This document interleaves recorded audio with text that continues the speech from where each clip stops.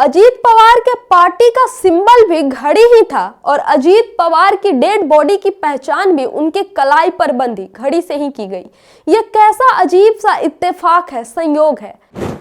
नमस्कार दोस्तों, कल महाराष्ट्र में जो प्लेन हादसा हुआ जिसमें महाराष्ट्र के डिप्टी सीएम अजीत पवार की दुखद मृत्यु हो गई, उस प्लेन का हादसा इतना भयानक था, इतना भयावह मंजर था कि चश्मदीदों के भी रोए खड़े हो गए और वो एकदम घबरा गए। उन्होंने कहा उन्होंने ऐसा हादसा इससे पहले अपनी जीवन में कभी नहीं देखा। अचानक से आवाज हुई और प्लेन एकदम से धुआं उठने लगा, आग उठने लगा और मलबे में तब्दील हो गया और सामने पड़ी हुई थी तो सिर्फ कुछ लाशें पड़ी हुई थी। इन सब में पता चला कि महाराष्ट्र के डिप्टी सीएम अजीत पवार की मृत्यु हो गई है। उनके साथ ही साथ 4 और लोग उस प्लेन में सवार थे। दोस्तों, इसके बाद ये बताया जाता है कि अजीत पवार की लाश इतनी बुरी तरह क्षतिग्रस्त हो चुकी थी, अंग भिन्न हो चुका था, इतना बुरी तरह से जल चुका था कि उसे पहचानना भी मुश्किल हो रहा था। फिर उसकी पहचान कैसे हुई? दोस्तों, संयोग देखिए, अजीत पवार का शव का पहचान उनके कलाई पर बंधी घड़ी से होती है। उस घड़ी को देखकर पहचाना जाता है कि ये किसी और की नहीं, हमारे अजीत दादा पवार की डेड बॉडी है। दोस्तों, उनके पार्टी जो अजीत पवार की एनसीपी है, उनका जो सिंबल था पार्टी का, वो सिंबल था घड़ी छाप।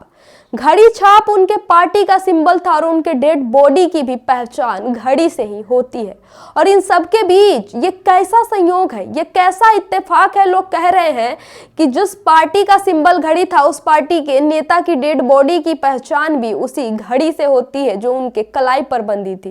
और इसके अलावा सोशल मीडिया पर बहुत सारे ऐसे पोस्ट अजीत दादा के वायरल हो रहे हैं जिसमें वो प्लेन से रिलेटेड बात कर रहे हैं कि अगर स्मूथली लैंड कर जाते हैं तो समझ जाइएगा प्लेन की पायलट कोई और नहीं, एक महिला होगी। और जिस प्लेन का दुर्घटना हुआ है, जिस प्लेन दुर्घटना का वो शिकार हुए, उस प्लेन में को पायलट भी एक महिला थी जिनका नाम था संभावी पाठक।